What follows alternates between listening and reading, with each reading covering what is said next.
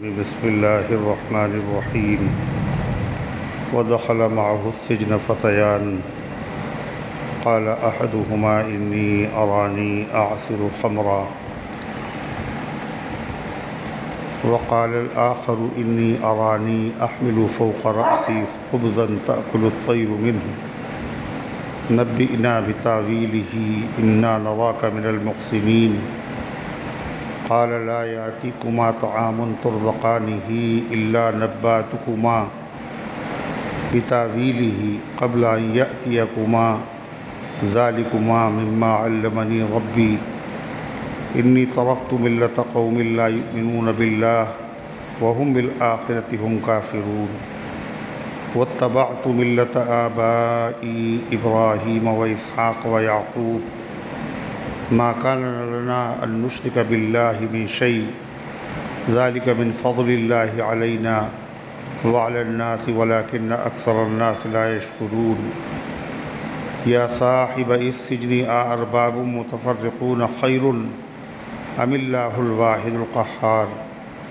ما تعبدون من دونه إلا أسماء سميتموها أنتم وآباؤكم ما أنزل الله بها من سلطان إن الحكم إلا لله أمر ألا تعبدوا إلا إياه ذلك الدين القيم ولكن أكثر الناس لا يعلمون يا صاحبي السجن أما أحدكما فيسقي ربه خمرا وأما الآخر فيصلب فتأكل الطير من رأسه قضي الأمر الذي فيه تستفتيان وقال للذي ظن أنه ناج منهما اذكرني عند ربك فأنساه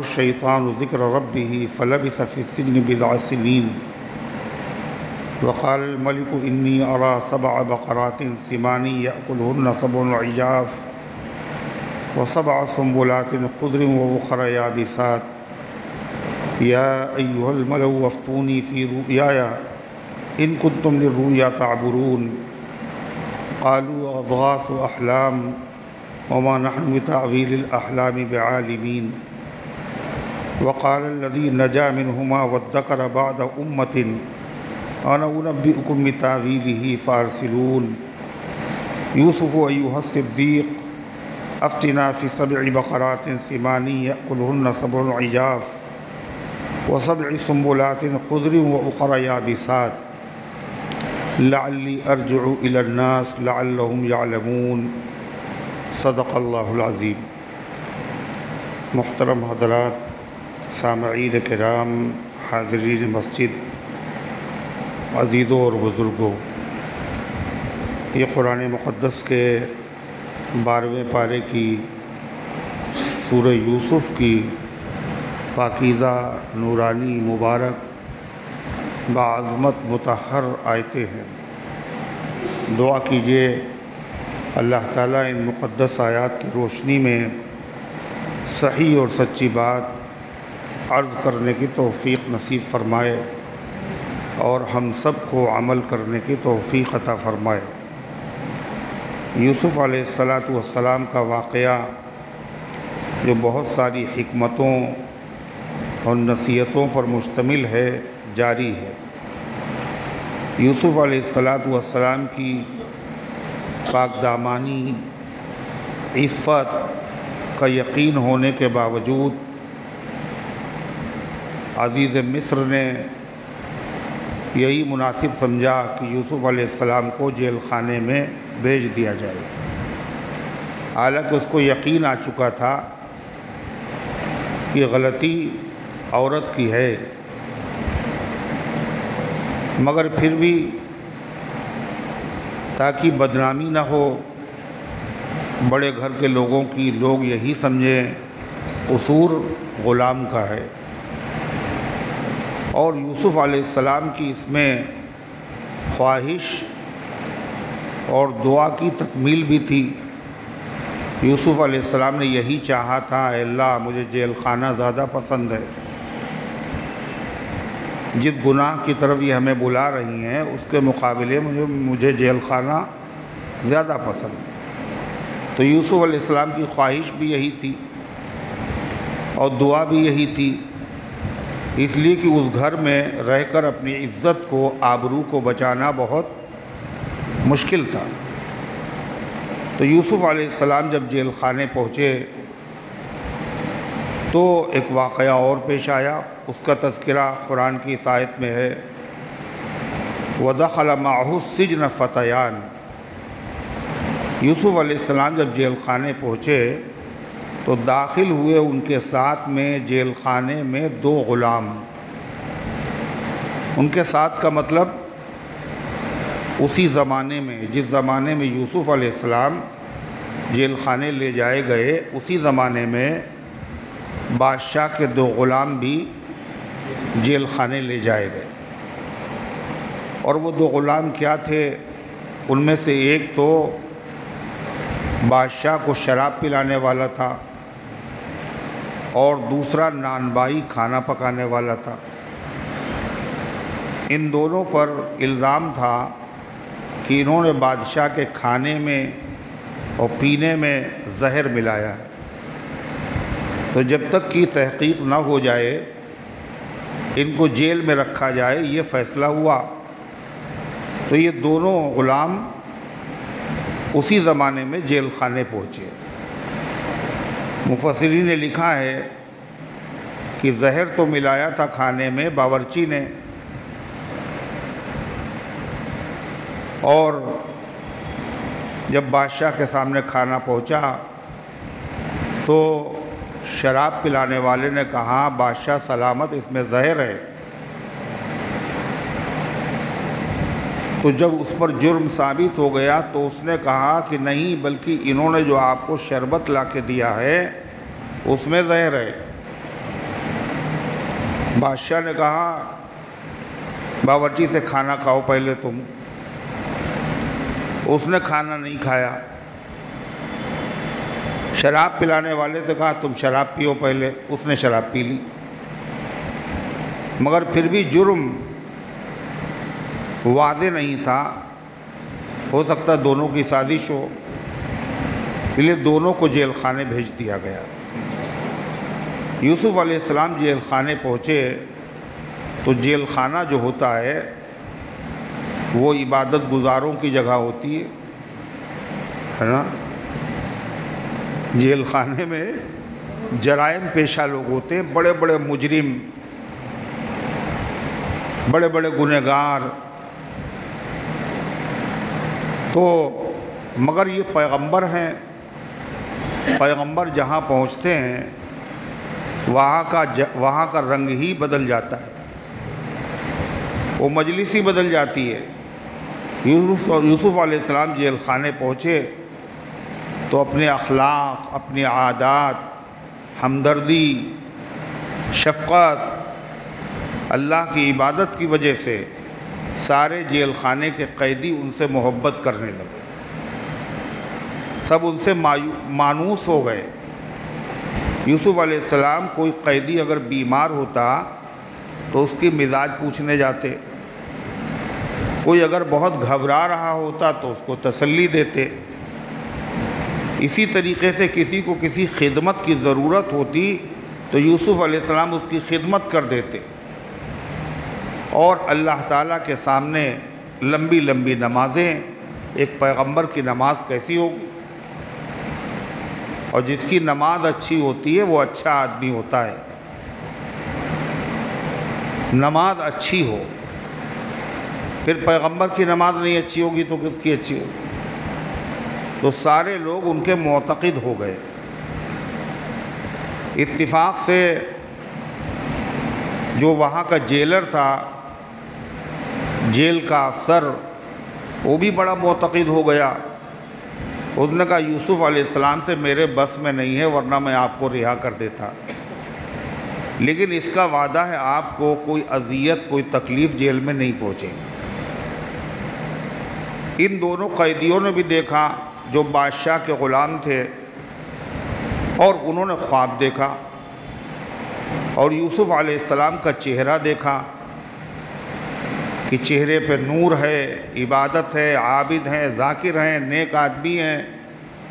تو اپنا خواب انہی سے پوچھنا چاہیے۔ چنانچہ وہ دونوں یوسف علیہ السلام کے پاس آئے اور کہنے لگے مجھے آپ سے بہت محبت ہے، مجھے آپ سے بہت محبت۔ یوسف علیہ السلام نے کہا کہ یہ نہ کہو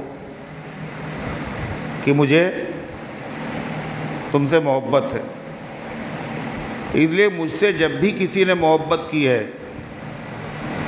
تو میرے اوپر مصیبت آئی۔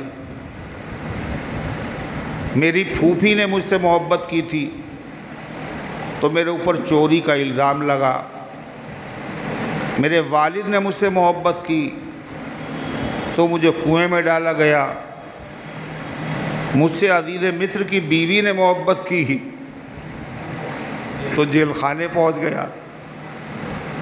ان کا واقعہ ہے ہمیں آپ سے بہت محبت۔ تو پھر اس کے بعد انہوں نے اپنا خواب بیان کیا۔ قال احدہما انی ارانی اعصر خمرا، کہا ان دونوں میں سے ایک نے کہ میں دیکھ رہا ہوں کہ میں نچوڑ رہا ہوں شراب۔ شراب تو نچوڑی نہیں جاتی، انگور نچوڑے جاتے ہیں، اس سے شراب بنائی جاتی ہے۔ میں شراب نچوڑ رہا ہوں، مطلب یہ ہے شراب بنانے کے لیے انگور میں نچوڑ رہا ہوں، اور میں اپنے آقا، اپنے مالک، اپنے بادشاہ کو شراب پلا رہا ہوں۔ میں نے خواب میں یہ دیکھا۔ وقال الآخر انی ارانی احمل فوق راسی خبزا، اور دوسرے نے کہا کہ میں دیکھ رہا ہوں کہ میں اٹھائے ہوئے ہوں اپنے سر پر روٹیاں، 3 ٹوکریاں ہیں روٹیوں سے بھری ہوئی میرے سر پہ رکھی ہوئی ہیں۔ تاکل الطیر منہ، اور پرندے اس میں سے کھا رہے ہیں۔ اس خواب کو دیکھنے کی وجہ سے بڑی تشویش ہے، طبیعت بہت پریشان ہے۔ آپ مجھے اس کی تعبیر بتائیے۔ نبئنا بتاویلہ انا نراک من المحسنین، آپ ہمیں اس کی تعبیر بتا دیجئے۔ آپ ہمیں بہت نیک آدمی معلوم ہوتے ہیں۔ اس سے یہ پتہ چلا کہ خواب ہر آدمی سے نہیں بتانا چاہیے، جو آدمی نیک ہو، دیندار ہو، ہمدرد ہو، اسی کو بتانا چاہیے۔ تو یوسف علیہ السلام نے دیکھا کہ ان کو ہم سے عقیدت بھی ہے، محبت بھی ہے، اور ان کو ہم سے ضرورت بھی ہے، لہذا کیوں نہ اس موقع سے فائدہ اٹھایا جائے۔ اور فائدہ کیا، جو آدمی جو کام کرتا ہے اس کو اسی کام سے دلچسپی ہوتی ہے۔ آپ نے دیکھا ہوگا اگر کوئی درزی ہے، کپڑے سلتا ہے، تو دوسرے آدمی کے کپڑے وہ دیکھے گا یہ سلے کیسے ہیں، یہ اس کے فن کی بات ہے، یہ اچھے ہم سے سلے ہیں، خراب سلے ہیں، اس میں کمی کیا ہے۔ جوتے چپل اگر بیچتا ہے تو اس کی نظر کہاں جائے گی، جوتے چپلوں پہ جائے گی۔ یہ ماڈل میرے پاس نہیں ہے، یہ اس کے پاس زیادہ، یہ بہت اچھا ہے، یہ میرے پاس اس سے اچھا ہے۔ ہر آدمی اپنے کام ہی کی طرف نظر رکھتا ہے۔ اور انبیاء کا کام کیا ہوتا ہے؟ کھانا بنانا۔ نبیوں کا کام کیا ہوتا ہے؟ دین کی دعوت دینا، لوگوں کو جہنم میں جانے سے بچانا، لوگوں کے عقیدے صحیح کرنا۔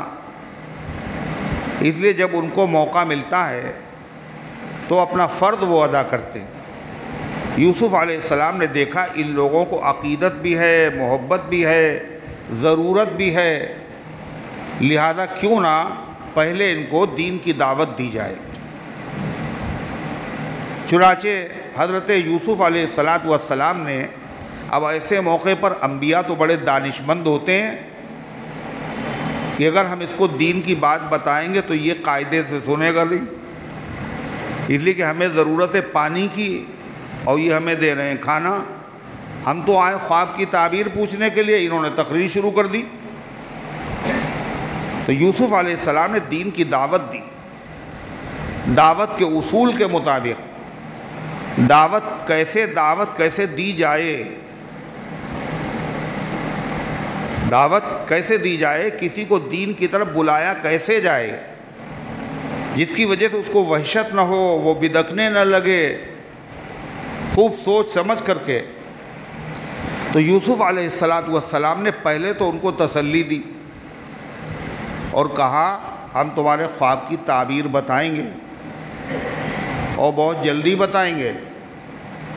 تمہارا جو کھانا آتا ہے روزانہ وہ کھانا نہیں آ پائے گا، خواب کی تعبیر تمہیں ہم بتا دیں گے۔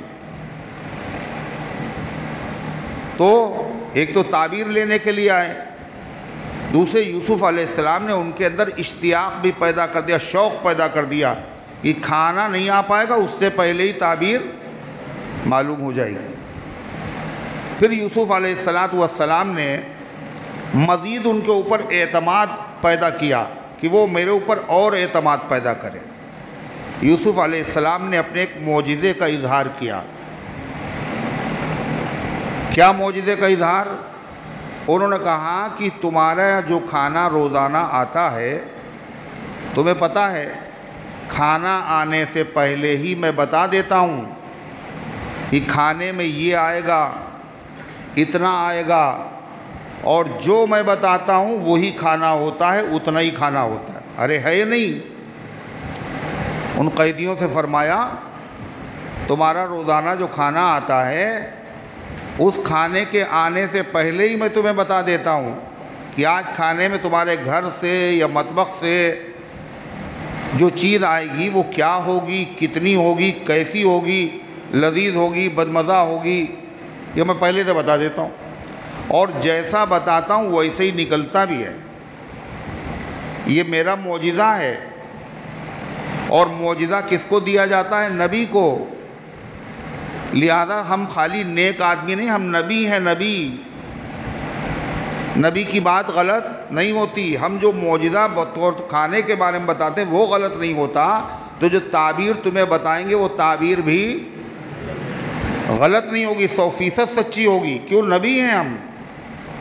جو ہم تمہیں کھانے کے بارے میں بتاتے ہیں وہ اپنی طرف سے نہیں بتاتے، وہ اندازہ نہیں ہے میرا، میں کوئی نجومی نہیں ہوں، میں کوئی ساحر جادوگر نہیں ہوں، بلکہ وحی آتی ہے میرے اوپر اللہ کی طرف سے، اس وحی کے ذریعے سے میں بتاتا ہوں، اور وحی کے ذریعے سے جو بات بتائی جاتی ہے وہ 100% سچی ہوتی ہے، صحیح نکلتی ہے۔ یہ تو میں نبی ہوں۔ ایسے جو میں خواب کی تعبیر تمہیں بتاؤں گا وہ تعبیر بھی اپنی طرف سے نہیں ہوگی بلکہ وحی کے ذریعے سے ہوگی، وہ تعبیر بالکل ٹھیک 100% صحیح ہو۔ تو اب ان لوگوں کو تعبیر سننے کا اور شوق پیدا ہو گیا، یہ تعبیر بتائیں گے، واقعی جو بات کہتے ہیں کھانا تو روز بتا دیتے ہیں اور وہی ہوتا ہے، تعبیر بھی وہی ہوگی۔ تو قرآن کہتا ہے پھر یوسف علیہ السلام نے بتایا یہ جو میں تعبیر تمہیں بتاؤں گا، یہ جو میں کھانے کے بارے میں بتاتا ہوں، یہ کوئی علم جفر نہیں ہے، کہانت نہیں ہے، میں جوتشی نہیں ہوں، میں کاہن نہیں ہوں، بلکہ یہ سب کیوں ہوا ہے پتہ ہے؟ ہم نے ان لوگوں کا مذہب چھوڑ دیا ہے جو لوگ شرک کرتے،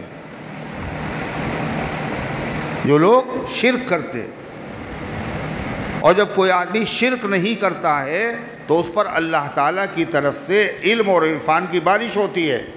کیا کہا، تبلیغ کیسے کی یوسف علیہ السلام نے؟ سنیے، فرمایا قال لا یاتکما طعام ترزقانہ، نہیں آتا ہے تم دونوں کے پاس کھانا، ترزقانہ جو تم کو دیا جاتا ہے، الا نبأتکما مگر میں تمہیں بتا دیتا ہوں،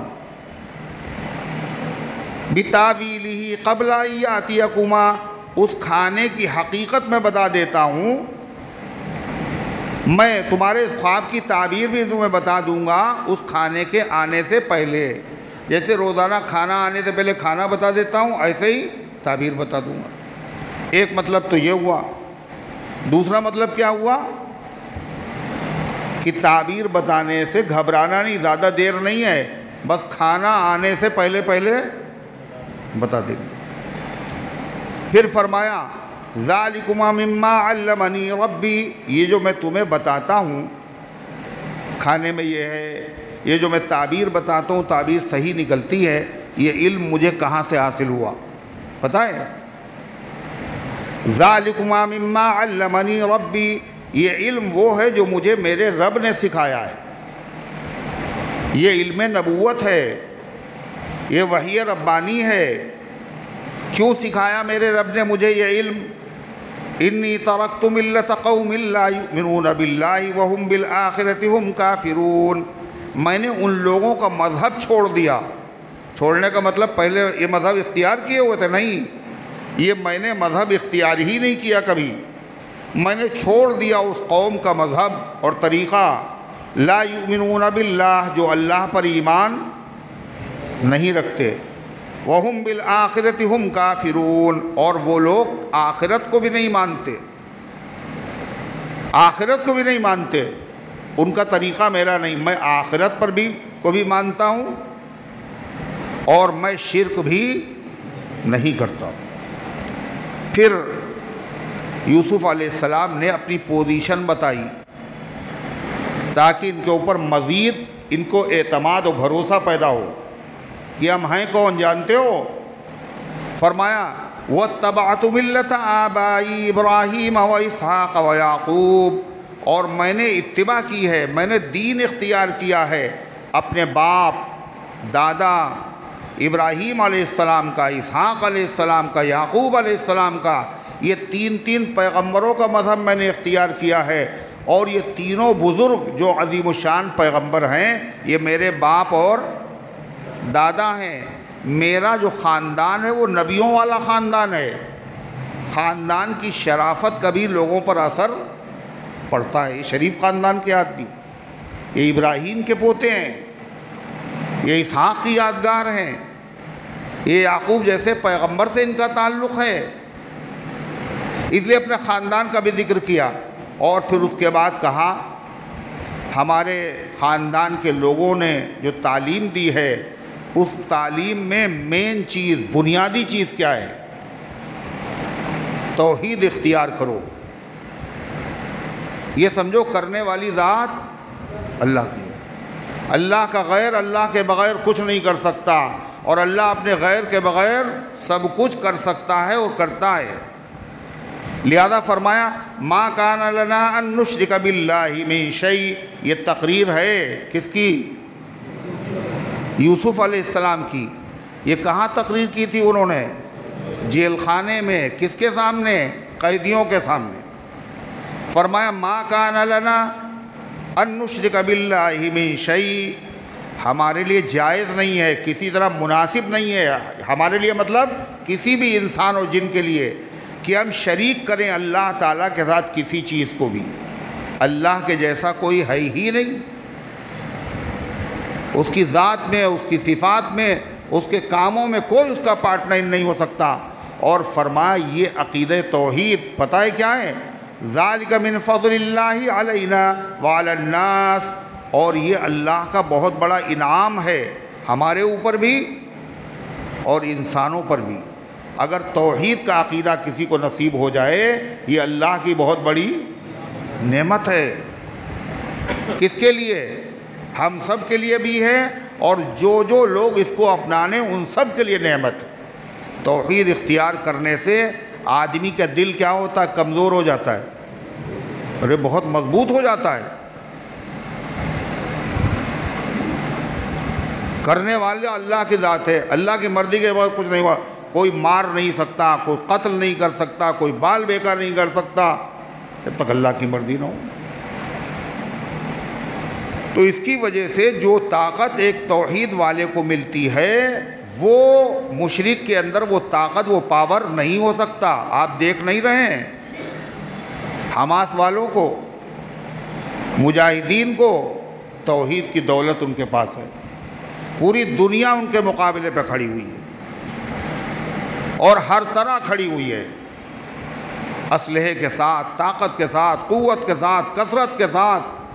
اتنے بم کہیں اور برسائے گئے ہیں، اور مجاہدین ہی نہیں، جو وہاں کے عام مسلمان ہیں ان میں سے کسی کی زبان سے آج تک یہ نہیں نکلا تم لوگوں کی وجہ سے مصیبت آئی ہے۔ اچھی والی زندگی گزر رہی تھی، جینا دشوار کر دیا تم لوگوں نے، ایک شخص نے شکایت نہیں، گھر میں ہر گھر میں شہید، مگر نہ رونا ہے نہ دھونا ہے۔ حسبنا اللہ و نعم الوکیل، حسبنا اللہ و نعم الوکیل، یہ اللہ کی بہت بڑی نعمت ہے۔ امید و حراست نباشت ز کس، جس آدمی کے توحید پر یقین ہوتا ہے نہ کسی سے امید رکھتا ہے نہ کسی سے ڈرتا ہے، وہ ڈرتا ہے تو صرف اللہ سے ڈرتا ہے، اور جب آدمی اللہ سے ڈرتا ہے تو اس سے ہر چیز ڈرتی ہے۔ آج ڈر نہیں ہے ان لوگوں کو، سب ڈرے ہوئے ہیں، سہمے ہوئے ہیں۔ اللہ تعالیٰ حضرت یوسف علیہ السلام فرماتے ہیں ذالک من فضل اللہ علینا وعلی الناس، یہ اللہ کا بہت بڑا کرم ہے ہمارے اوپر اور انسانوں پر۔ آج ہم لوگ جو مسلمان گھرانوں میں پیدا ہوئے، یہ اللہ کا بہت بڑا انعام ہے، ورنہ آئی ایس ہے، پی سی ایس ہے، بڑے بڑے افسر ہیں، وزیر اعلیٰ ہے، گورنر ہے، مگر کیا کر رہے ہیں؟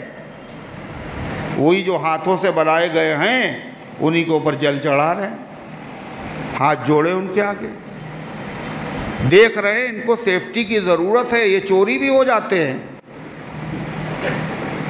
یہ چوری بھی ہو جاتے ہیں، یہ توڑ بھی دیے جاتے ہیں، انہی سے ڈر رہے ہیں۔ تو ہم لوگ، ان کے پاس عقل نہیں ہے کیا؟ وہ یوں ہی اتنے بڑے بڑے عہدوں پر پہنچ گئے، اتنے بڑے بڑے منصبوں پہ پہنچ، عقل ہے ان کے پاس، مگر پھر بھی توحید ان کے پاس نہیں۔ ہمارے پاس اگر توحید ہے تو کیوں ہے؟ ہم توحید والوں کے گھرانوں میں اللہ نے ہمیں پیدا کیا، ورنہ لوگوں کی توحید اگر سمجھ میں آ بھی جاتی ہے تو توحید کو ماننا آسان نہیں ہے۔ اگر مانتا ہے کوئی آدمی، اپنا مذہب بدلتا ہے، سچائی سامنے آ جاتی ہے تو کتنی زحمتیں اٹھانا پڑتی، ماں باپ، بیوی، بچے، دوست، احباب، اعزاء، اقربا، سب دشمن، ہر چیز سے محروم کر دیا جاتا ہے۔ چگوئم لا الہ لا بلرزم کہ دانم مشکلات لا الہ، جب میں لا الہ الا اللہ کہتا ہوں تو تھرا جاتا ہوں، اس لیے کہ مجھے پتا ہے لا الہ الا اللہ کہنے کے بعد مصیبتیں کتنی آئیں گی، لیکن چونکہ وہ سچائی کو دیکھ لیتا ہے، توحید کا مزہ چکھ لیتا ہے، لہذا ہر درد، ہر تکلیف، ہر دشواری، ہر اذیت جھیلنے کے لیے وہ تیار ہو جاتا ہے۔ اور کیا کہتا ہے؟ چھن جائے اگر دولت کونین تو کیا غم، لیکن نہ چھوٹے ہاتھ سے دامان محمد صلی اللہ علیہ وسلم، اللہ کے نبی کا دامن تھا، ہاتھ پہ آ گیا ہے، یہ نہیں چھوٹے گا چاہے ساری دنیا کی دولت ہم سے چھین لی جائے۔ تو فرمایا یوسف علیہ السلام نے، ذالک، یہ تقریر ہے یوسف علیہ، ذالک من فضل اللہ علینا، یہ توحید کا عقیدہ، فضل ہے اللہ کا، کرم ہے ہمارے اوپر اور لوگوں پر، ولیکن اکثر الناس لا یشکرون، لیکن زیادہ تر لوگ اس انعام کی حقیقت کو سمجھتے نہیں ہیں، جبھی مشرک بنے ہوئے ہیں۔ اگر ان کو بھی اس کا مزہ چکھنے کو مل جائے تو دنیا میں شرک کرنے کے لیے کوئی تیار ہی نہ ہو۔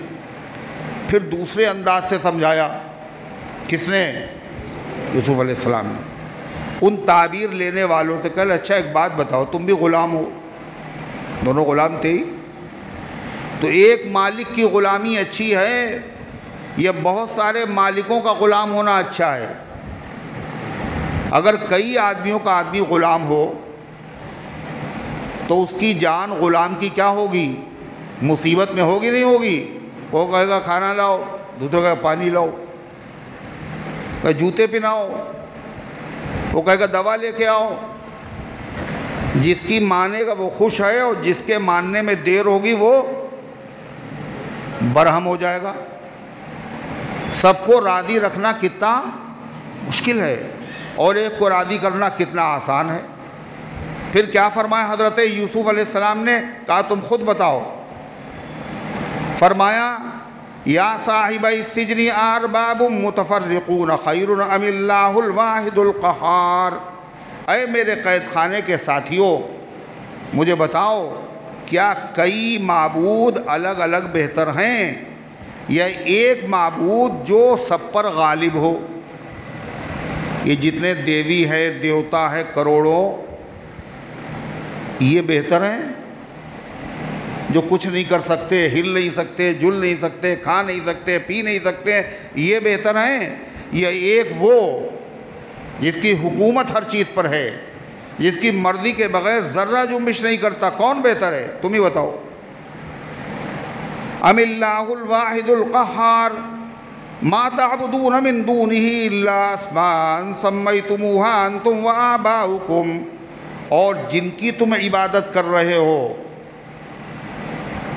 جن کی تم عبادت کر رہے ہو خدا کو چھوڑ کر، یہ نہیں ہے مگر نام۔ کیا ہے یہ؟ صرف نام ہے۔ یہ فلاں دیوی ہے، کیا ہے بھائی؟ کیا ہے یہ سب؟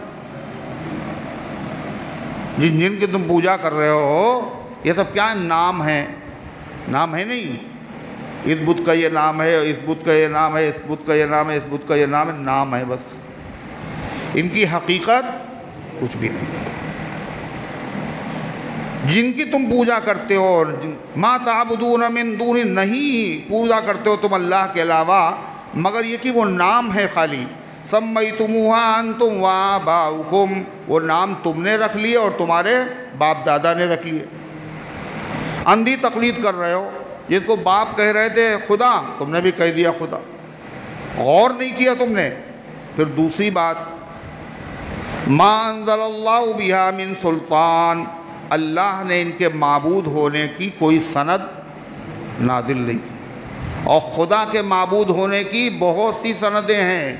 1,24,000 پیغمبر آئے، وہ سب یہی دعوت دیتے ہوئے آئے، ما لکم من الہ غیرہ، اللہ کے علاوہ کوئی معبود نہیں۔ تمام آسمانی کتابوں میں اسی کا چرچا ہے، قل هو اللہ احد، تو اللہ ایک ہے، اس جیسا کوئی نہیں۔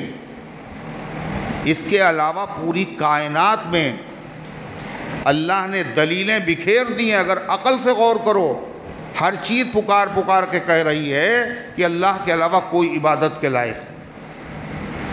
وَفِي كُلِّ شَيْءٍ لَهُ آیَةٌ تَدُلُّ عَلَىٰ أَنَّهُ وَاحِدٌ، ہر چیز میں نشانی جو بتا رہی ہے اس کا پیدا کرنے والا ہے اور وہ اکیلا ہے۔ کسی نے پوچھا تھا بڑھیا سے، تم نے خدا کو کیسے پہچانا؟ تو اس نے کہا چرخے سے پہچانا۔ یہ چرخہ جب انگلی سے ہم چلاتے ہیں تو چلتا رہتا ہے، اور انگلی ہٹا لیتے ہیں رک جاتا ہے۔ میرا چرخہ بغیر میرے چلائے وہ نہیں چل سکتا، پوری دنیا کا نظام کیسے چل سکتا ہے؟ امام شافعی سے پوچھا گیا آپ نے خدا کو کیسے پہچانا؟ کہنے شہتوت کے پتے سے پہچانا۔ شہتوت کا پتا، کہا اس کو شہد کی مکھی جب اس پہ بیٹھتی ہے تو اس سے کیا پیدا ہوتا ہے؟ شہد۔ اور ریشم کا کیڑا جب اس کو کھاتا ہے اس سے ریشم پیدا ہوتا ہے، اور بکری اسی کو کھاتی ہے تو مینگنی پیدا ہوتی ہے۔ ایک ہی چیز ہے، کہیں ریشم ہے، کہیں شہد ہے اور کہیں مینگنی ہے۔ ایک چیز اتنی حقیقتوں میں کیسے بدل سکتی ہے؟ یقیناً کوئی نہ کوئی ہستی ہے۔ امام احمد ابن حنبل سے پوچھا گیا آپ نے خدا کو کیسے پہچانا؟ کہنے ایک ایسے قلعے سے پہچانا، انڈے سے پہچانا۔ کہے تھے انڈا، اس کے اندر ایک کمرہ ہے زرد پیلے کلر کا، اور اس کے چاروں طرف وائٹ کلر کی دیوار ہے، اندر جانے کا کوئی راستہ نہیں، مگر ایک خاص ٹائم گزرتا ہے، اندر سے ایک زندہ چوزا نکل آتا ہے، اور دیواریں ٹوٹتی ہیں، وہ زندہ نکل آتا ہے۔ تو جہاں کوئی جا نہیں سکتا، دیکھ نہیں سکتا، وہاں کوئی کیسے پیدا ہو رہا؟ کوئی ہے پیدا کرنے والا۔ چرخ کو کب یہ سلیقہ ہے ستمگاری میں، کوئی معشوق ہے اس پردہ زنگاری میں، یقیناً اللہ ہے اور ایک ہے۔ تو کیا فرمایا؟ ما انزل اللہ بہا من سلطان، اللہ نے ان کی خدائی پر کوئی دلیل نازل نہیں کی۔ اگر عقل میں نہ آئے مگر خدا کی طرف سے کوئی حکم ہو تو آدمی مان لیتا، بھائی اللہ نے کہا تو صحیح ہے۔ یہاں نہ عقل کے اعتبار سے کوئی معبود بننے کے لائق ہیں، نہ کوئی دلیل ان کے معبود ہونے کی ہے۔ ان الحکم الا للہ، اور حکومت تو صرف اللہ کی ہے۔ جو حکم کر دے کوئی ٹال نہیں سکتا، اس کا مجرم اس سے بھاگ نہیں سکتا، اس کے حکموں کو کوئی بدل نہیں سکتا۔ امر اللہ تعبدوا الا ایاہ، اور اسی نے حکم دیا ہے کہ عبادت نہ کرو مگر اسی کی عبادت کرو۔ ذالک الدین القیم، یہی ہے سیدھا دین، یہی سیدھا دین ہے۔ جو اس راستے پر چلے گا سیدھا جنت پہ پہنچ جائے گا۔ وَلَٰكِنَّ أَكْثَرَ النَّاسِ لَا يَعْلَمُونَ، اتنا سیدھا راستہ ہے لیکن زیادہ تر لوگوں کی سمجھ میں نہیں آتا ہے۔ یہ تقریر کرنے کے بعد وقت ہو گیا تو یوسف علیہ السلام نے دعوت دینے کے بعد، اب ظاہر ہے جب نبی نے دعوت دی، اس انداز سے دعوت دی تو ایمان لائے ہوں گے۔ پھر خواب کی تعبیر بتائی، یا صاحب السجن اما احدکما فیسقی ربہ، کائے قید خانے کے دونوں ساتھیوں، تم میں سے ایک آدمی اپنے آقا کو شراب پلائے گا جیسے پہلے پلاتا تھا، وَأَمَّا الْآخَرُ فَيُصْلَبُ، اور دوسرا آدمی اس کو سولی دی جائے گی۔ کیا دیا جائے گا؟ سولی، پھانسی دی جائے گی۔ فَتَأْكُلُ الطَّيْرُ مِنْ رَأْسِهِ، اور پرندے اس کے سر کو نوچ نوچ کر کھائیں گے۔ یہ بھی پیغمبرانہ شفقت تھی، پتہ تھا کہ کون آدمی جو ہے بری ہو جائے گا اور کس کو سزا ہو جائے گی، مگر یوسف علیہ السلام نے نام لے کے نہیں کہا تمہیں پھانسی دی جائے گی۔ کیوں؟ اگر کہہ دیں گے تو کیا ہوگا، اس کو پہلے ہی سے تکلیف شروع ہو جائے گی، ہونا وہی ہے، لیکن انداز ایسا اختیار کیا جس کے ذریعے سے اس کو تکلیف نہ ہو۔ کہا تم میں سے ایک آدمی اپنے مالک کو شراب پلائے گا جیسے پہلے پلاتا تھا۔ اب ظاہر بات ہے کون ہوگا وہ جو پلاتا تھا؟ کون تھا وہ؟ ساقی تھا۔ یہ رہا ہو جائے گا، بری ہو جائے گا جرم سے۔ وَأَمَّا الْآخَرُ، اور دوسرا آدمی اس کو سولی دی جائے گی اور پرندے اس کے سر سے کھائیں گے۔ مطلب سولی پہ آدمی کو چھوڑ دیا جاتا تھا، لاش لٹک رہی ہے اور پرندے نوچ نوچ کے کھا رہے ہیں، یہی خواب میں اس نے دیکھا تھا۔ تو بعض مفسرین یہ کہتے ہیں کہ ان دونوں نے یہ خواب واقعی دیکھا تھا، دونوں نے خواب واقعی دیکھا تھا اور تعبیر پوچھنے آئے تھے۔ عبداللہ ابن عباس کا یہی خیال ہے۔ عبداللہ ابن مسعود رضی اللہ عنہ فرماتے ہیں ان دونوں نے خواب دیکھا نہیں تھا، وہ امتحان لینے کے لیے، آزمانے کے لیے خواب گڑھ کے لائے تھے۔ اگر انہوں نے خواب دیکھا تھا تو تعبیر بتا دی، اگر انہوں نے خواب دیکھا نہیں تھا اور گڑھا تھا تو جب یوسف علیہ السلام نے تعبیر بتائی تو وہ کہنے لگے ہم نے خواب آپ دیکھا ہے کا کچھ نہیں تھا، ویسے ہی آپ کو آزمانے کے لیے پوچھا تھا۔ تو یوسف علیہ السلام نے کہا اب وہ ہو چکا جو ہو چکا، جو میں نے بیان کیا ہے ہو کے یہی رہے گا۔ اگر تم نے سچ بولا تو تعبیر یہی ہے، اگر تم نے جھوٹ بولا تو سزا یہی ہے، جو میرے منہ سے نکل گیا یہی ہوگا۔ کیا کہا؟ قضی الامر الذی فیہ تستفتیان، فرمایا طے ہو چکا ہے وہ کام جس کے بارے میں تم دونوں پوچھ رہے تھے، تقدیر میں یہی لکھا ہے، تقدیر کا فیصلہ یہی ہے، ایک بری ہوگا اور ایک کو کیا ہے تسبیح دی جائے گی، تسبیح پانی، پھانسی دی جائے گی ایک کو۔ اچھا، تو وقال، اس سے کیا پتہ چلا؟ جھوٹا خواب اگر پوچھا تھا تو سزا کے طور پر یہی ہوگا تمہارے ساتھ کہ پھانسی ہوگی۔ اس سے یہ بھی پتہ چلا خواب جھوٹا نہیں گڑھنا چاہیے۔ ایک حدیث میں آتا ہے جو آدمی جھوٹے خواب گڑھے گا قیامت کے دن کو سزا دی جائے گی، یہ جو ہیں دو، ان کے اندر گرہ لگاؤ، جوڑو ان کو۔ اب جو کیسے جوڑے گا؟ دکھاؤ اس کو۔ جیسے تم نے باتیں جوڑی تھی نا جن کا وجود نہیں تھا اور تم نے جوڑ کر کے کہانی تیار کی تھی، یہ جو ہیں ان کو جوڑ کے دکھاؤ۔ حضرت یوسف علیہ السلام نے جو کہا تھا ویسے ہی ہوا۔ مقدمے میں جو شراب پلانے والا تھا وہ تو بری ہو گیا، اور جو آدمی نانبائی تھا، روٹی والا تھا، اس کو سزا ہو گئی۔ 3 دن کے بعد جب وہ جیل سے جانے لگا تو یوسف علیہ السلام نے اس سے کہا، جب تم جا رہے ہو رہا ہو کر کے تو اپنے مالک، اپنے بادشاہ سے میرا بھی ذکر کرنا کہ وہاں ایک قیدی ہے، مظلوم ہے، بے گناہ ہے، میرا بھی ذکر کر دینا۔ اس کا ذکر ہے وَقَالَ لِلَّذِي ظَنَّ أَنَّهُ نَاجٍ مِّنْهُمْ اذْكُرْنِي عِندَ رَبِّكَ، اور کہا یوسف علیہ السلام نے اس شخص سے جس کے بارے میں ان کو یقین تھا کہ اس کو نجات ملے گی، یہ رہا ہو جائے گا، یہ جرم سے بری ہو جائے گا۔ وہ کون تھا؟ ساقی، شراب پلانے والا۔ کیا کہا؟ اذکرنی عند ربک، میرا ذکر کر دینا اپنے آقا کے پاس۔ تعریف کرنے کی ضرورت نہیں، جو تم نے دیکھا ہے اتنا جا کے بتا دینا۔ مگر قدرت کی دیکھیے، فَأَنْسَاهُ الشَّيْطَانُ ذِكْرَ رَبِّهِ، جب وہ رہا ہو کے گیا تو اپنے بیوی بچوں میں، اپنے کاروبار میں ایسا مست ہو گیا کہ یوسف علیہ السلام کا ذکر کرنا ہی بھول گئے۔ شیطان نے ایسے وسوسے ڈالے کہ ذہن ہی ادھر نہیں گیا۔ قرآن کا دفعہ فَأَنْسَاهُ الشَّيْطَانُ ذِكْرَ رَبِّهِ، تو بھلا دیا شیطان نے ذکر ربہ، اپنے مالک کے پاس ذکر کرنا۔ کس کا؟ یوسف علیہ السلام۔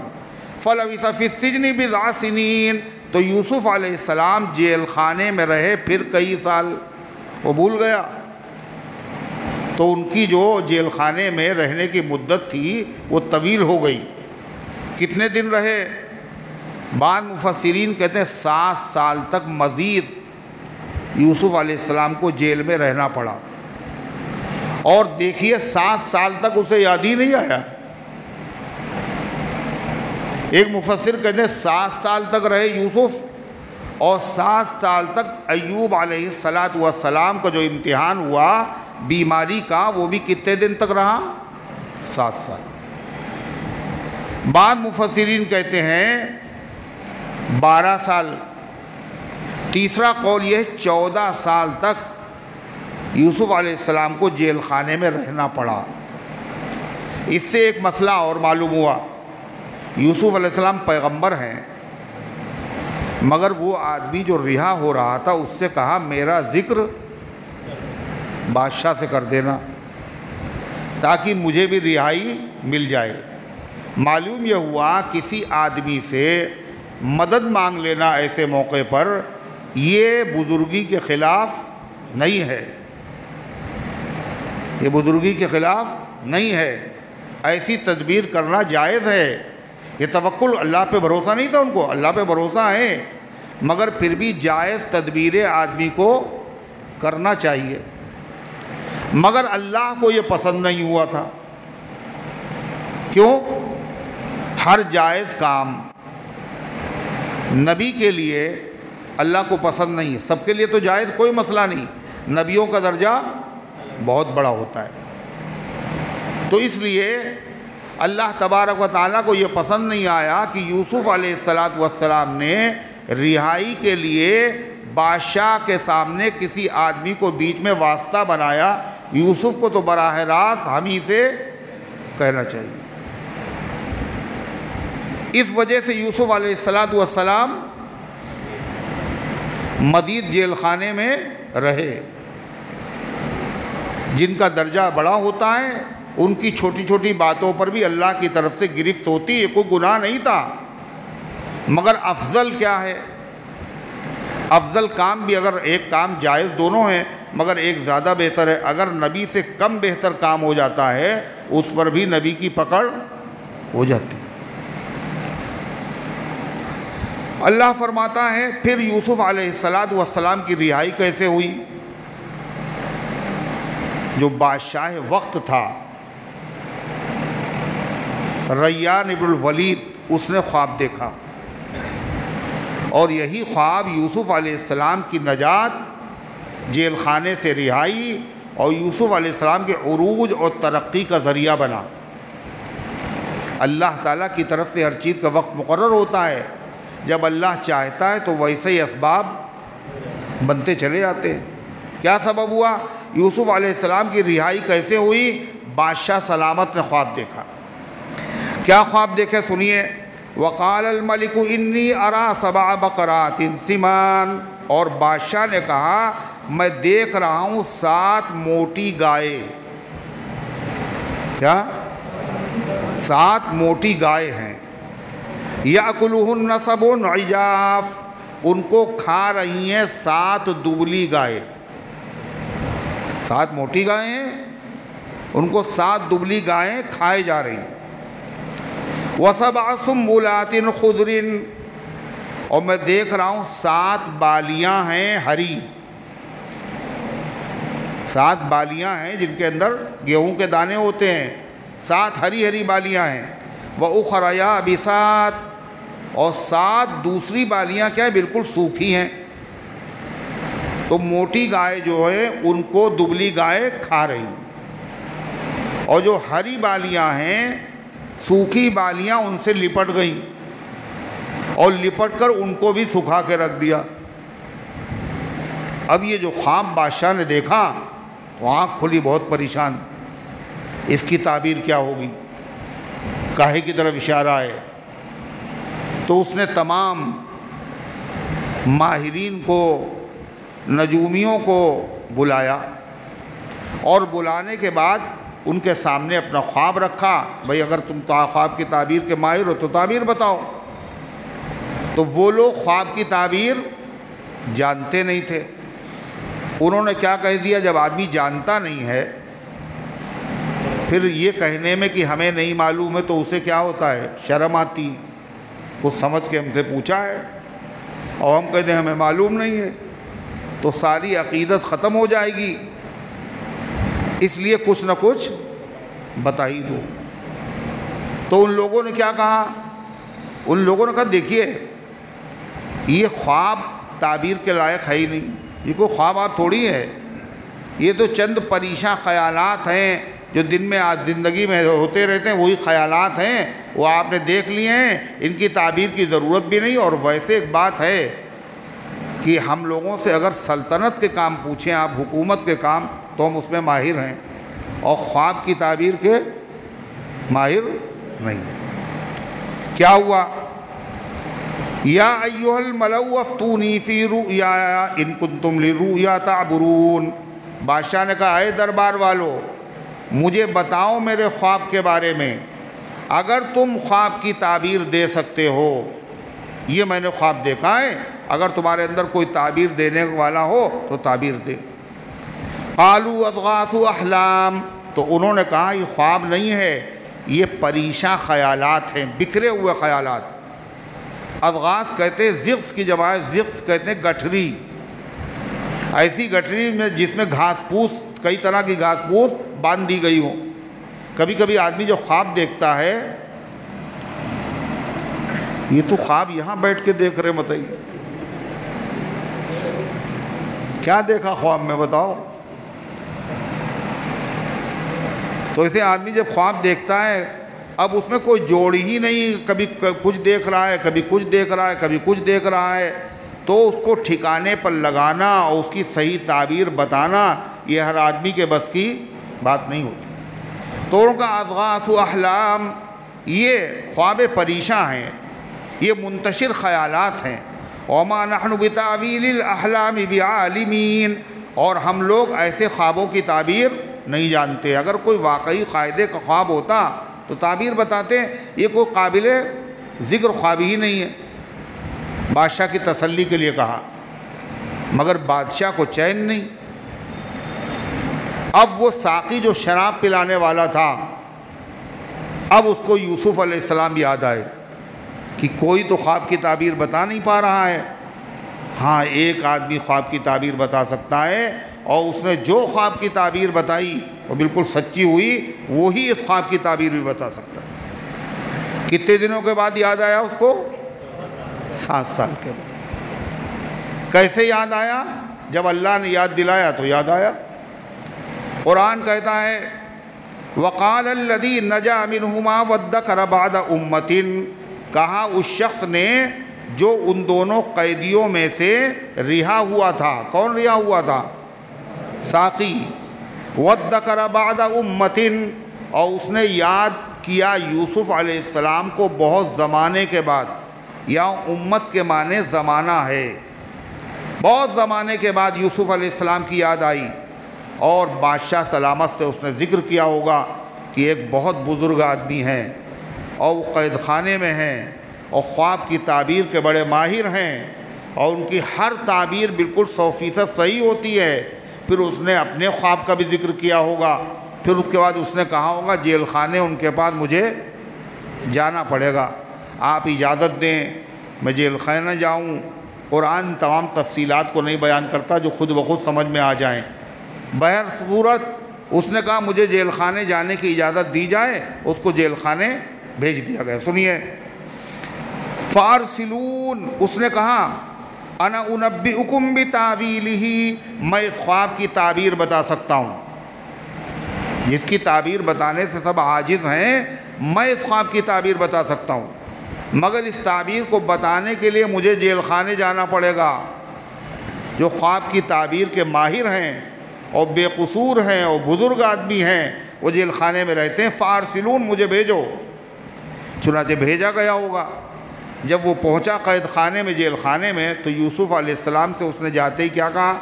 یوسف ایھا الصدیق، یوسف اے صدیق، اے صدق مجسم، اے سچائی کے پتلے، یوں جا کے کہا، اے صدیق، سچے، قول کے سچے، بات کے سچے، عمل کے سچے، تمہاری ہر خواب کی تعبیر ہمیشہ سچی رہی ہے، لہذا تم سچائی کے پتلے ہو۔ یوسف ایھا الصدیق، یوسف اے سچے آدمی، افتنا فی 7 بقرات سمان، مجھے تعبیر بتائیے ایسی 7 گائے کے بارے میں جو موٹی ہیں، یاکلہن 7 عجاف، جن کو کھا گئی 7 دبلی گائیں، و7 سنبلات خضر، اور 7 ایسی ہری بالیاں، وأخر یابسات، اور دوسری 7 خشک بالیاں جنہوں نے لپٹ کر ان کو بھی خشک کر دیا۔ اس کی تعبیر بتائیے۔ لعلی ارجع الی الناس لعلہم یعلمون، تاکہ میں لوگوں کے پاس جاؤں اور ان کو خواب کی تعبیر بتاؤں، اور آپ کے بارے میں بھی جا کے بتاؤں، تاکہ ان کو خواب کی تعبیر بھی معلوم ہو جائے اور آپ کا مقام اور مرتبہ اور بزرگی، قدر و منزلت بھی معلوم ہو۔ یہ اس نے کہا۔ کتنے دنوں کے بعد یہ آیا تھا؟ یوسف علیہ السلام کے اخلاق دیکھیے آپ، یہ نبیوں والے اخلاق ہیں۔ 7 سال تک اس نے یاد نہیں کیا، بھولا نہ، 7 سال کے بعد آیا ہے پلٹ کے، مگر یوسف علیہ السلام نے ایک لفظ اس سے نہیں کہا۔ بڑے مطلبی ہو، اب تعبیر کی ضرورت پڑی تو آئے میرے پاس، کہاں تھے اتنے دن؟ شرم نہیں معلوم ہوئی؟ بڑے بے مروت ہو، ایک کلمہ، ایک لفظ نہیں کہا۔ یہ پیغمبر ہی کے اخلاق ہو سکتے ہیں۔ پھر یوسف علیہ السلام نے کوئی شرط بھی نہیں لگائی کہ پہلے جیل خانے سے، بادشاہ سے کہنا پہلے جیل خانے سے میں نکالیں تب تعبیر بتائیں گے، کوئی شرط بھی نہیں، کوئی ملامت بھی نہیں، تعبیر بتائی۔ اور خالی تعبیر نہیں بتائی، اس نے تعبیر پوچھی تھی، یوسف علیہ السلام نے 3 چیزیں بتائیں۔ اس نے ایک چیز پوچھی اور یوسف علیہ السلام نے 3 چیزیں بتائی۔ اس نے کیا پوچھا تھا؟ تعبیر۔ یوسف علیہ السلام نے تعبیر بتائی، تدبیر بتائی، تبشیر دی، تبشیر مانے خوشخبری، تعبیر بھی بتائی اور تدبیر بھی بتائی اور خوشخبری بھی سنائی۔ کیا تعبیر دی سنیے، قال تزرعون 7 سنین دابا، یوسف علیہ السلام نے کہا تم لوگ 7 سال تک لگاتار کھیتی باڑی کرو گے اور خوب کھیتی پھلے گی پھولے گی اور پھلوں میں خوب رس پیدا ہوگا۔ کتنے سال؟ کہا 7 موٹی گائے سے مراد 7 سال ایسے گزریں گے جن میں خوب بارشیں ہوں گی، زمین زرخیز ہوگی، خوب فصلیں پیدا ہوں گی، خوب غلہ پیدا ہوگا، خوب پھل و فروٹ پیدا ہوں گے مسلسل۔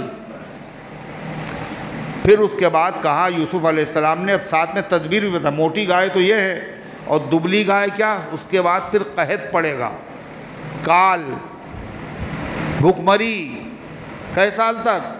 7 سال تک۔ یہ ہے دبلی گائے، یہ کھا رہی ہے موٹی گائے کو، مطلب 7 سال میں جو کچھ تم نے کمایا تھا وہ 7 سال قحط کے زمانے میں وہ سب ختم ہو جائے گا۔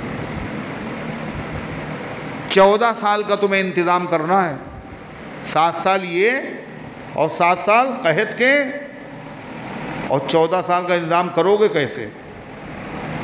غلہ اگر تم رکھو گے تو غلے میں تو گھن کا کیڑا پیدا ہو جائے گا، تو یہ کہاں چلے گا؟ یہ تو 7 سال بھی نہیں چلے گا۔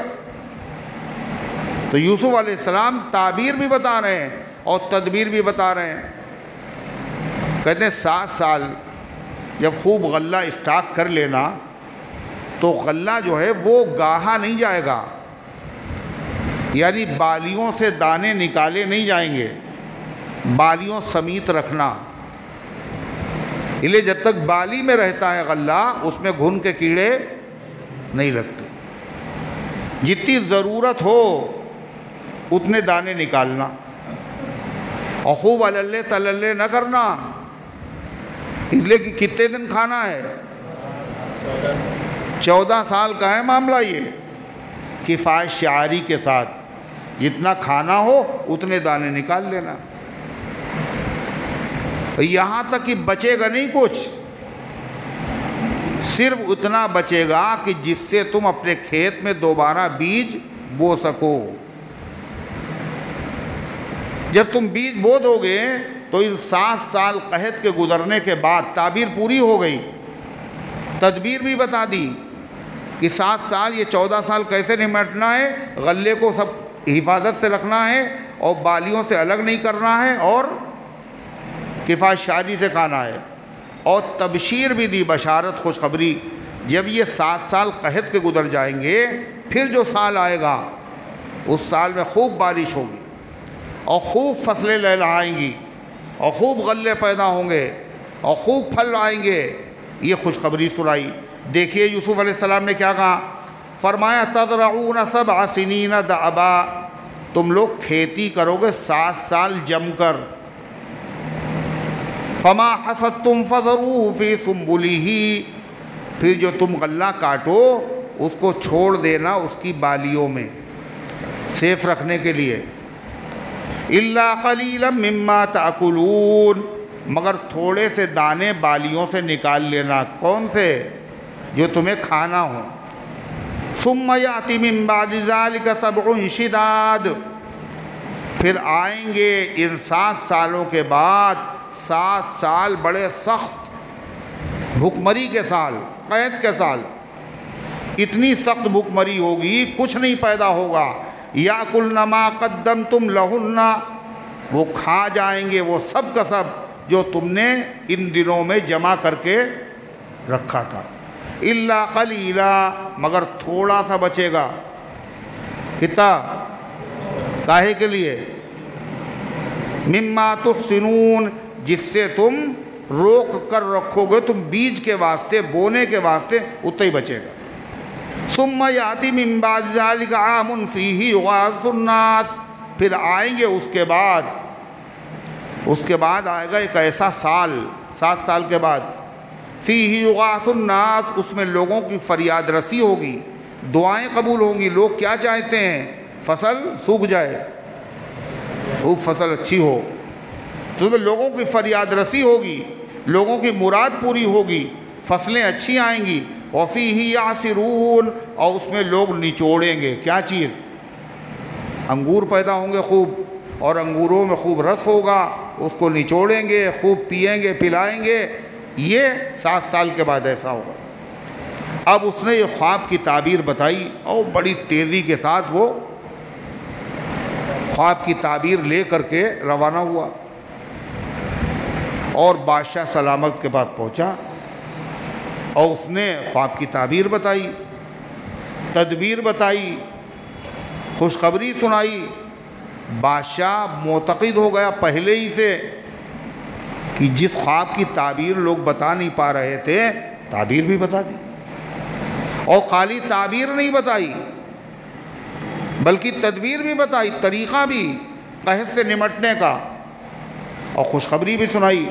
بہت معتقد ہو گیا۔ اس نے کہا ایسا آدمی جیل میں رہنے کے لائق ہے، جاؤ ان کو بلا لاؤ، یوسف علیہ السلام کی ہم زیارت کریں گے، اور جس منصب کے وہ مستحق اس منصب پر انہیں فائز کریں گے۔ یہ رہائی کا سبب ہے۔ مگر یوسف علیہ السلام نے کیا کہا جب قید خانے وہاں بادشاہ کا قاصد پہنچا تو یوسف علیہ السلام نے جیل سے باہر آنے سے انکار کر دیا۔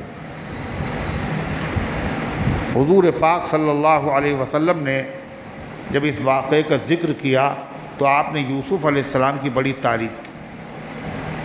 آپ نے کہا یوسف علیہ السلام بڑے ہمت والے، بڑے صبر والے تھے،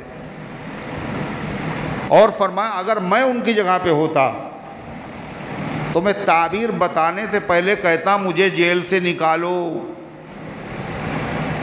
پھر میں تعبیر بتاتا۔ جتنے دن یوسف جیل میں رہے اگر میں ہوتا تو بلانے والے کی دعوت پر فوراً لبیک کہتا۔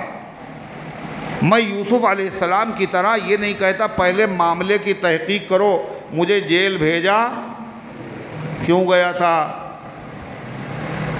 لوگوں کو ذہن و دماغ میری طرف سے بدگمان ہوں گے، یوسف نے قصور کیا ہوگا، کچھ غلطی کی ہوگی، جرم کیا ہوگا، جبھی تو جیل میں ڈالے گئے۔ لہذا پہلے میری پوزیشن صاف ہو جائے، جب تک پوزیشن صاف نہیں ہوگی میں جیل خانے سے باہر نہیں آؤں گا۔ کیوں؟ اس لیے نبی ہیں، نبی، اور نبی سے فائدہ جبھی ہوگا جب آدمی کے دل میں ان کی طرف سے بدگمانی نہ ہو۔ جب تک بدگمانی رہے گی کسی سے فائدہ ہوگا نہیں۔ اس لیے یوسف علیہ السلام نے یہ کہا۔ اب سوال یہ ہے کہ حضور پاک صلی اللہ علیہ وسلم یوسف علیہ السلام سے افضل ہیں؟ نہیں افضل ہیں، مگر اللہ کے نبی صلی اللہ علیہ وسلم کہہ رہے ہیں کہ یوسف کا صبر کمال کا ہے، میں ہوتا تو اتنا صبر نہ کرتا۔ یہ کیا ہے؟ یہ کیا چیز؟ یہ خاص بات ہے جو سچے نبی ہوتے ہیں ان کی پہچان ہے۔ ہر سچا نبی دوسرے نبی کی تعریف کرتا ہے۔ کوئی سچا نبی کسی نبی کو کنڈم کبھی نہیں کرتا، برائی نہیں بیان کرے گا۔ جتنے 1,24,000 پیغمبر ہیں، کسی پیغمبر نے کسی پیغمبر کی شان میں کوئی ایسا لفظ نہیں کہا جس کے ذریعے سے پیغمبر کی پوزیشن کیا ہو، خراب ہو۔ لیکن جو جھوٹا نبی ہوگا وہ یہ سب حرکتیں کرے گا۔ چنانچہ جھوٹا نبی کون تھا؟ غلام احمد قادیانی۔ اس نے کیا کیا؟ توہین کی انبیاء علیہ السلام کی، عیسیٰ علیہ السلام کی توہین کی، خود نبی کریم صلی اللہ علیہ وسلم کی توہین کی، اور کہنے لگا لہو خسف القمر المنیر وان لی خسا قمران المشرقان تنکرو، کہ اللہ ان کے لیے، اللہ کے نبی کے بارے کہہ رہا ان کے لیے تو چاند گرہن ہوا تھا، ان کے لیے چاند گرہن، حضور کے لیے چاند گرہن ہوا تھا۔ یہ انگلی کے اشارے سے دو ٹکڑے ہوئے، اتنا بڑا تو پاگل ہے۔ کہہ رہا ان کے لیے چاند گرہن ہو گیا تھا اور میرے لیے چاند اور سورج دونوں گرہن ہو گئے۔ بتائیے، نبی ہے جس کو یہ بھی نہیں پتا شق ہونا کے معنی گرہن ہونے کے نہیں ہیں۔ اقتربت الساعۃ وانشق القمر، قیامت قریب آ گئی، چاند دو ٹکڑے ہو گیا، ہیرا پہاڑ بیچ میں نظر آنے لگا، ایک ٹکڑا ادھر ہے ایک ٹکڑا ادھر ہے، مگر وہ کیا کہہ رہا ہے؟ ان کے لیے چاند گرہن ہوا تھا اور میرے لیے سورج و چاند دونوں گرہن ہوئے۔ اپنی پوزیشن نبی سے آگے بڑھا کے بتا رہا ہے۔ اسی طریقے سے حضرت حسین کی توہین۔ انبیاء علیہ السلام جو سچے نبی ہوتے ہیں وہ ہمیشہ دوسرے نبی کی تعریف کرتے ہیں، تو اللہ کے نبی علیہ السلام نے ہر نبی کی تعریف کی، اور آپ نے فرمایا لا تفضلونی علی یونس ابن متہ، یونس پر مجھے فضیلت نہ دینا، یونس علیہ السلام سے مجھے افضل نہ کہنا، اور حالانکہ آپ یونس سے بھی افضل، داؤد سے بھی افضل، ابراہیم سے بھی افضل، ہر نبی سے آپ افضل ہیں، اور آپ جانتے بھی تھے کہ آپ افضل ہیں۔ آپ نے فرمایا انا اول شافع، سب سے پہلے سفارش کرنے والا میں ہوں، سب سے پہلے قبر سے اٹھنے والا میں ہوں، سب سے پہلے جنت کا دروازہ کھٹکھٹانے والا میں ہوں۔ آپ نے فرمایا قیامت کے دن جھنڈا میرے ہاتھ میں ہوگا، میں اولاد آدم کا سردار ہوں گا، میرے جھنڈے کے نیچے تمام انبیاء ہوں گے، سب سے پہلے سفارش میں کروں گا، ولا فخرہ، کوئی فخر کی بات نہیں۔ آپ جانتے تھے آپ سب سے افضل ہے، مگر آپ نے پھر بھی کیا کہا؟ یونس علیہ السلام پر مجھے فضیلت مت دو۔ تو کسی غیر مقلد سے پوچھئے اس کا کیا مطلب ہے؟ یہ تو حدیث ہے، حضور کہہ رہے مجھے فضیلت نہ دو، اور حالانکہ اللہ کے نبی تمام نبیوں سے افضل ہے۔ کیا مطلب ہے اس کا؟ اس کا مطلب یہ ہے اللہ کے نبی بتانا یہ چاہتے ہیں کہ دیکھو جب میرا ذکر کرنا، یہ ربیع الاول کا مہینہ ہے، حضور کا ذکر ہر طرف، اشعار میں بھی، تقریروں میں بھی، سیمیناروں میں بھی، کانفرنسوں میں بھی میرا ذکر ہے، ہو رہا ہے، ہوتا رہے گا۔ جب کبھی میرا ذکر کرنا، میری فضیلت کو بیان کرنا، تو میری فضیلت ایسی نہ بیان کرنا جس سے یونس علیہ السلام کی توہین ہو، موسیٰ علیہ السلام کی توہین ہو، ایوب علیہ السلام کی توہین ہو۔ یہ مطلب ہے مجھے یونس پر فضیلت نہ دو، یعنی ایسی فضیلت نہ دینا جس سے کسی نبی کی، نہیں سمجھ میں آ رہی بات، کسی نبی کی توہین ہو، اس طریقے کی فضیلت نہ بیان۔ ایک مطلب۔ دوسرا مطلب میری فضیلت وہی بیان کرنا جو میری فضیلت قرآن میں، حدیث میں ہے، اپنی طرف سے گڑھ کے فضیلت بیان نہ کرنا۔ اب جو میلاد ہے، میلاد میں گوہر، میلاد اکبر عورتیں پڑھا کرتی تھی پہلے، اور اب تو وہ میلاد ختم ہو گیا نا۔ یہ ہوتا ہے گھروں میں جو عورتیں میلاد پڑھتی تھی، ہے ہوتا ہے، ختم ہو گیا۔ اس کے بڑے فائدے تھے، اس کے بڑے فائدے تھے، اس لیے کہ جو بچے آج اسکول جا رہے ہیں، کالج جا رہے ہیں، بچے اور بچیاں، یہ مدرسے تو جاتے نہیں، دین کی بات ان کے دماغوں میں، کانوں میں پہنچتی نہیں، حضور پاک صلی اللہ علیہ وسلم کا مبارک تذکرہ، آپ کے معجزات، آپ کی مقدس تعلیمات کانوں میں پہنچتی نہیں، ڈائریکٹ وہ اسکول و کالج جا رہے، مرتد ہو رہے ہیں، آدمی گمراہ کر رہا ہے، ان کو بہکا رہا ہے۔ جو کانوں میں بچپن کے زمانے میں جو نبی کریم صلی اللہ علیہ وسلم کے واقعات، آپ کی عظمت، آپ کی ولادت کے واقعات، بزرگوں کے واقعات، صحابہ کے واقعات پڑھ جاتے تھے، اس سے ایمان میں پختگی اور جلا پیدا ہوتی تھی۔ انگریز نے بڑی کوشش کی ہندوستان میں مسلمانوں کو انگریز بنانے کی، انگریزوں نے کیا کیا؟ یہاں کے لوگوں کو چائے کا عادی کس نے بنایا؟ بولو، انگریزوں نے، جس کے بغیر چین ہی نہیں۔ یہ ہیٹ لگانا کس نے سکھایا؟ انگریزوں نے۔ ٹائی لگانا کس نے سکھایا؟ انگریزوں نے۔ اس طریقے سے کپڑے پہننا، اس طرح کھانا کھانا، جانوروں کی طریقے سے کھڑے کھڑے، کس نے سکھایا؟ انگریزوں نے۔ کھانے کا طریقہ، پینے کا طریقہ اور کپڑے کا طریقہ، ہر چیز انگریزوں نے جو سکھائی یہاں لوگوں نے سیکھ لی۔ مگر انگریزوں نے جب کہا تم عیسائی بن جاؤ تو ہندوستان کے مسلمانوں نے عیسائی بننا قبول نہیں کیا۔ تو انگریزوں نے باقاعدہ میٹنگ کی کہ آخر یہ کیا بات ہے؟ ہم نے کہا اپنا لباس بدل لو، بدل لیا، اپنی تہذیب بدل لو، بدل لی، اپنا طور طریقہ بدل لو، بدل لیا، ہر چیز بدل لی انہوں نے، مگر مذہب کیوں نہیں بدلا انہوں نے؟ تو ایک جو بڑا پرانا پادری تھا اس نے کہا وہ بدلیں گے بھی نہیں۔ وہ اس لیے نہیں بدلیں گے کہ مسلمان مائیں جو اپنے بچوں کو لوری دیتی ہیں، گود میں سلاتی ہیں، تو اس وقت وہ اپنی نبی کے واقعات، بزرگوں کے قصے، صحابیات کا تذکرہ کرتی ہیں۔ وہ دودھ کے ساتھ بچپن کے زمانے میں ان کے دلوں کے اوپر چھپ جاتا ہے، لہذا وہ نقش مٹے گا نہیں۔ یہ بچپن کے زمانے میں یہ ہوتا تھا، مگر ان میلادوں میں فائدہ تو یہ تھا مگر خرابی بھی تھی۔ خرابی کیا تھی؟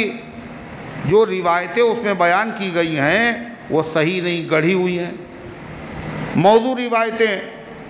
اب کسی کو تمیز تو ہے ہی نہیں، وہ بیان کرنا شروع کر دیا۔ جیسے بلال حبشی کی زبان سے اذان کہتے تو سین نہیں نکلتا تھا، شین نہیں نکلتا، سین نکلتا تھا، چھوٹی سین نکلتا، اشہدو نہیں کہہ پاتے تھے، اسدو کہتے تھے۔ یہ بات ہی غلط ہے۔ بلال حبشی کہاں کے تھے؟ حبش کے تھے، حضور کے شاگرد تھے، شین نہیں نکلے گا اس سے۔ کہنے لوگوں نے شکایت کی تو اس کے بعد پھر کیا ہوا؟ اللہ کے نبی نے منع کر دیا تم اذان نہ کہنا۔ اب صاحب انہوں نے اذان نہیں کہی تو سویرا ہی نہیں ہو رہا ہے، فجر ہی نہیں ہو رہی ہے۔ اللہ کی طرف سے جبریل آئے، انہوں نے کہا جب تک بلال اذان نہیں کہے گا سویرا نہیں ہوگا۔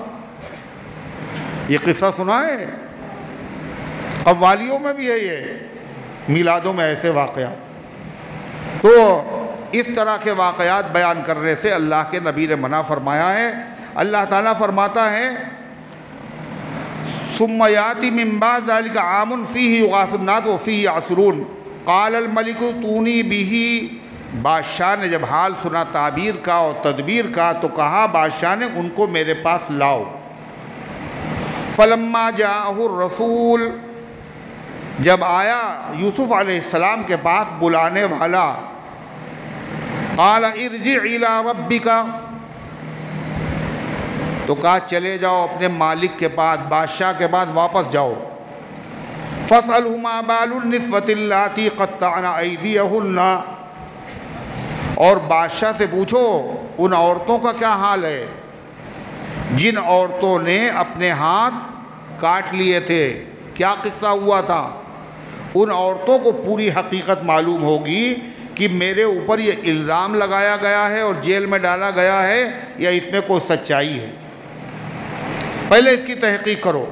ان ربی بکیدہن علیم، بے شک میرا پروردگار ان کی تدبیروں سے، ان کے مکر سے، فریب سے اچھی طرح واقف ہے۔ تو نبی کریم صلی اللہ علیہ وسلم نے اس واقعے کا ذکر کرتے ہوئے کیا کہا؟ اگر میں ہوتا تو فوراً بلانے والے کی دعوت پر لبیک کہہ دیتا۔ کیوں کہا حضور نے؟ علماء نے لکھا ہے کہ یوسف علیہ السلام نے جو کیا یہ بہت اعلیٰ مقام ہے، آپ نے اس کی تعریف کی، مگر آپ نے جو بات کہی کہ میں ہوتا تو فوراً دعوت پر لبیک کر دیتا، یہ آپ نے کیوں کہا؟ یہ آپ نے اپنی امت کی رہنمائی کے لیے کہا۔ آپ کا مقام تو بہت اونچا ہے، مگر امت کے فائدے کے لیے کہا، اس لیے کہ بادشاہوں کا مزاج بدلتا رہتا ہے۔ کہیں امت بھی یوسف کی نقل نہ کرنے لگے، انہوں نے کہا ہم تو نہیں آئیں گے، انہوں نے کہا نہیں جاؤ تو پڑے رہو اسی میں ہے۔ اس لیے حضور پاک علیہ السلام نے بہت سارے کام جو افضل تھے وہ چھوڑ دیے، کاہے کے لیے؟ اپنی امت کے لیے، اپنی امت کے لیے۔ آپ نے کیا کہا؟ اگر مجھے اندیشہ نہ ہوتا تو میں عشاء کی نماز تہائی رات تک مؤخر کر کے پڑھتا، میری امت مشقت میں مبتلا ہو جائے گی۔ افضل ہے، مگر نبی کیوں نہیں پڑھ رہے؟ امت کو مشقت میں مبتلا ہونے کا اندیشہ۔ لولا اشق علی امتی لامرتہم بالسواک، اگر مجھے امت کے مشقت میں مبتلا ہونے کا اندیشہ نہ ہوتا تو ہر نماز سے پہلے مسواک کرنے کو میں واجب کر دیتا۔ یہ تراویح کی نماز جو آپ نے 3 دن پڑھائی اور باقی دن نہیں پڑھائی، کیوں نہیں پڑھائی آپ نے اسی لیے نہیں پڑھائی، اگر ہم مسلسل پڑھاتے رہے اور امت پڑھتی رہی تو یہ فرض ہو جائے گی، امت مشقت میں مبتلا ہو جائے گی۔ تو حضور پاک علیہ السلام کا یہ فرمان، یہ امت کے مزاج اور امت کے فائدے کو مد نظر رکھ کر ہے۔ یوسف علیہ السلام کی تعریف بھی ہے اور امت کا خیال بھی ہے۔ اللہ ان گزارشات کو قبول فرمائے، عمل کرنے کی توفیق عطا فرمائے۔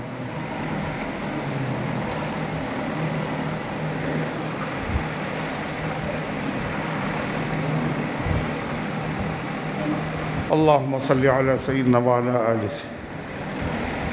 کما تحب و ترضى عدد ما تحب و ترضى اللہم انت السلام ومنک السلام تبارکت یا ذا الجلال والاکرام۔ اے اللہ ہم سب کی حاضری کو اپنی رحمت سے قبول فرما، ایمان کامل عطا فرما، اعمال صالحہ کی توفیق عطا فرما، نفس شیطان کے دھوکے سے، برے کاموں سے، بری باتوں سے ہم سب کی حفاظت فرما، سارے عالم میں ہدایت کی ہواؤں کو چلا دے، اپنے دین کی خدمت کے لیے ہم سب کو قبول فرما لے۔